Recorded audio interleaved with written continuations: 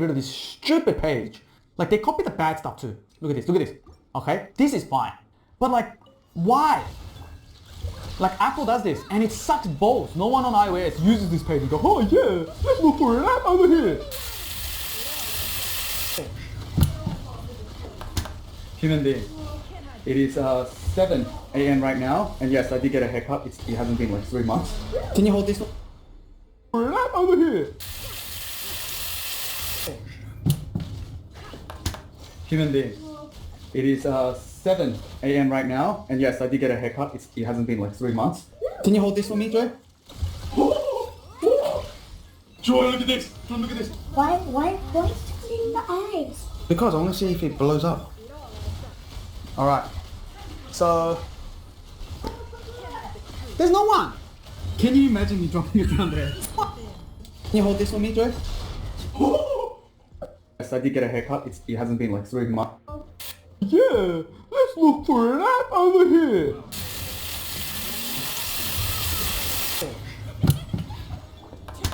Human being. It is 7 a.m. right now, and yes, I did get a haircut. It hasn't been like 3 months. Can you hold this for me, Joy? Joy, look at this. Joy, look at this. Why is it in the eyes? Because I want to see if it blows up. Alright. So... there's no one! Can you imagine me dropping it down there? Can you imagine? No. Oh! Oh! Let's see if this turns on, because it was on when I put it in, and now it's completely shut down. I think it's shut down because it's so cold. Okay? Turn this guy on, see if it turns on. Nope, it is dead. Honey, I killed it! I killed it! Whoa! Dude, it like factory... Come on, let me go inside and talk. It factory reset itself. Kind of cracked itself. It died. Look, reboot format, reboot, power off. I've never seen this before. Reboot device? Did I just kill my phone? But the fact that it still turns on, man, look how cold it is. Nope. Honey, it's fully, tabuli working. I thought it died for a second, honestly. So I just want to let you guys know about the purpose we have on this channel. Every year, our family saves up and we fly out to make a documentary for charities and missionaries all around the world doing good works. We've been to Bangladesh to help keep the schools open in the slums. We've been to Mongolia to document amazing work. And only a couple months ago, we went to Ukraine. Seen it with my own eyeballs, trust me. The screen didn't turn on. But it's a community needs to grow. Let's help build the schools in Uganda together. Back to the video. I was 99% sure that the phone died when I tapped it and the screen didn't turn on. But it's alive. This is probably the best looking phone now. Not this color. I think the Sandstorm is a better color to go for. After using this for, over a week, I think the most impressive thing about this, for me personally, was actually the battery. This has so much battery to spare that I'm confident every day. No matter what I have planned, there is no way you're going to kill this thing. Even if you mix in gaming here and there. Do you know what I'm saying? Because for me, I think the most heavy duty thing I do outside of short-term gaming is probably hotspot. I hotspot 24/7. I had a friend who came running to me and said, hey, Sam, I don't have the Tesla key card. All right, so this guy, how much battery do you have? 5%. I'm going to do reverse wireless charge. And we did a reverse wireless charge on this guy. I honestly think that Android made reverse wireless charging for our iPhone friends whenever they run it. Every day, no matter what I have planned, there is no way you're going to kill this thing. Even if you mix in gaming here and there. Do you know what I'm saying? Because for me, I think the most heavy duty thing I do outside of short-term gaming is probably hotspot. I hotspot 24/7. I had a friend who came running to me and said, hey, Sam, I don't have the Tesla key card. All right, so this guy, how much battery do you have? 5%. I'm going to do reverse wireless charge. And we did a reverse wireless charge on this guy. I honestly think that Android made reverse wireless charging for our iPhone friends whenever they run out of battery. Because this was the second time I saved his life. It wasn't his life, I saved his wife's life last time. If you're a gamer, go ahead, get this phone. But if you like photos and you're a bit of a mixed bag,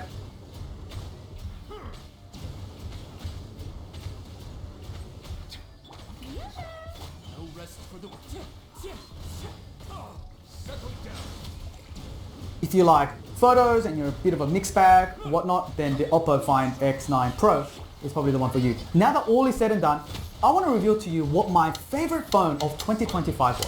Which phone was my SIM card in for the longest? Which phone did I keep going back to? 7. Yeah, it's not the best. The battery sucks compared to this guy. Literally has a bit more than half of this battery. And to have access to this at any time, DeX mode, whenever I want. I don't know, guys.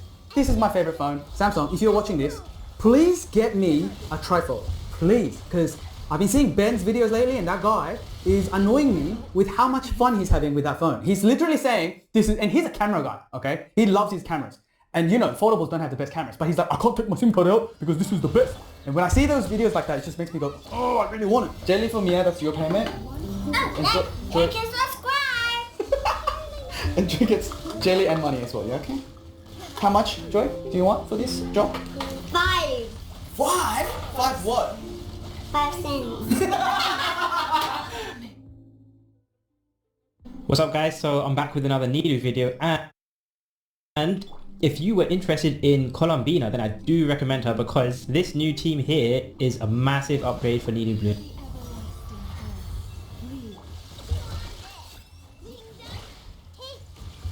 I've been doing a lot of testing and you'll be surprised with the results. One thing I do want to say is the game has completely changed in regards to guides now because the Wonderland now has DPS test dummies. So all you have to do is press F6, then you go into the Wonderland menu. I'm using this one here, which is by Cosmos. If you want the code, it's here. I'll put it in my description. So I can actually use this to show the difference in DPS. So this is the old team. And when you load in here, you can actually swap the dummy to a brygh if you want a bigger enemy. And I'm just going to play around with this old team and you can see the DPS I'm getting. I'm using Nilu's signature, by the way, but everyone else is on 4-star weapons. Okay, so about 100 seconds, you can see I'm just over 80k DPS. So the good thing is this team is pretty flexible in rotations. So you can almost do whatever as long as you're using everyone's burst. And you can see this team does get the crits on some of the blooms, so that's doing over 100k sometimes. So yeah, let's pause that now. Maybe about 81k DPS. And you can also see there, Kokomi is character 4, she's doing 53% of the team's damage. Unfortunately, this DPS tracker, you're not able to track the reactions per character, but we don't need to know that. Now let me go in again, but instead of Kokomi, we are using Colombina. I could probably show you a comparison with just holding left click.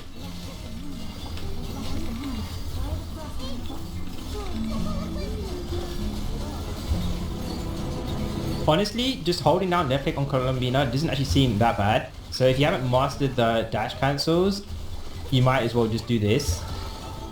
So this is DPS I'm getting just holding down left click. So I'm not even doing any crazy animation cancels or anything. Just holding down left click with Prototype Amber. Now that probably means you are taking a bit more damage than if you dash cancel like that. But look how easy it is to play and look how big the damage is. 109k DPS. Now bear in mind, my Colombina is not even fully built yet. Look at these talent levels. Level 6. But if I quickly do like 108 divided by 81, imagine if I level the talents, you could be looking at 30 to 40% overall team damage upgrade. You can also do dash cancels. The timing is a bit awkward because you have to do it a bit later than you think, but it'll also help your survivability.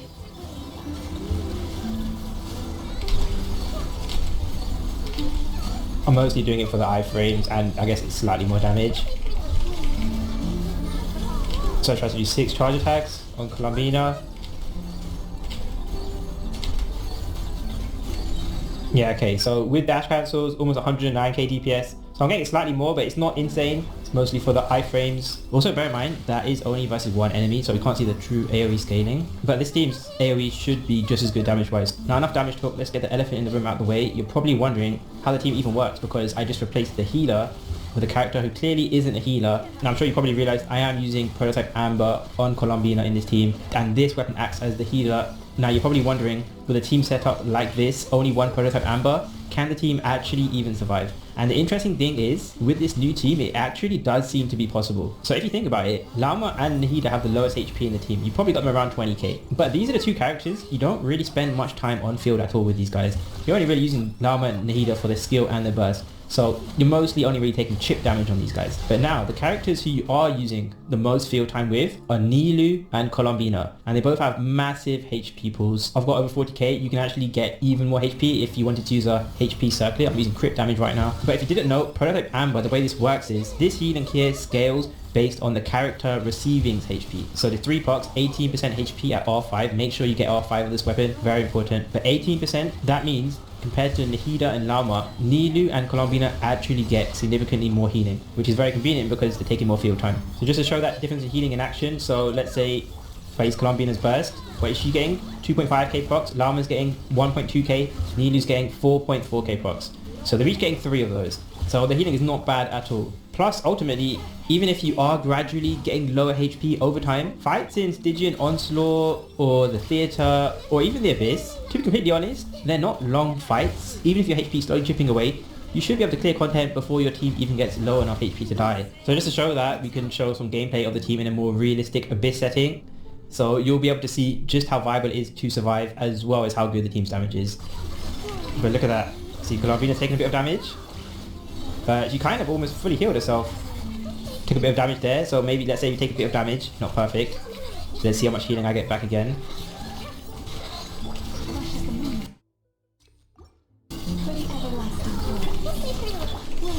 So she's on 23k now.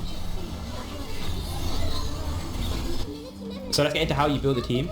So the first thing I would say is don't make this mistake, which is Colombina's artifact set. Now you're probably looking at the new set, which I guess is supposed to be her signature set, Morningstar and Moon. The issue with this is that this is focused on off-field characters, and you're actually going to be using Colombina a lot on field. So you actually want to use her on the Knights of the Skies Unveiling set. Hopefully if you're like me, you already grinded this set, so you have good pieces already. I'm personally using an Energy Recharge Sands, HP Goblet, and then a quick damage circlet, but you could use a HP circlet here if you want more survivability. It's not that big of a deal, but in my experience you do want to prioritize a decent amount of energy recharge. Maybe you can get away with a HP Sands, to be honest, but with Prototype Amber and Nahida on a Favonius weapon, I found something like 160 energy recharge extremely comfortable. This might even be a bit overkill, but after that you do want to go for as much crit as possible. Don't worry too much about Colombina's EM. One thing you do need to worry about is Colombina's crit rate, because she gets a lot for free. The set is giving you 30% here, and don't forget her talent here actually can give 15 more percent.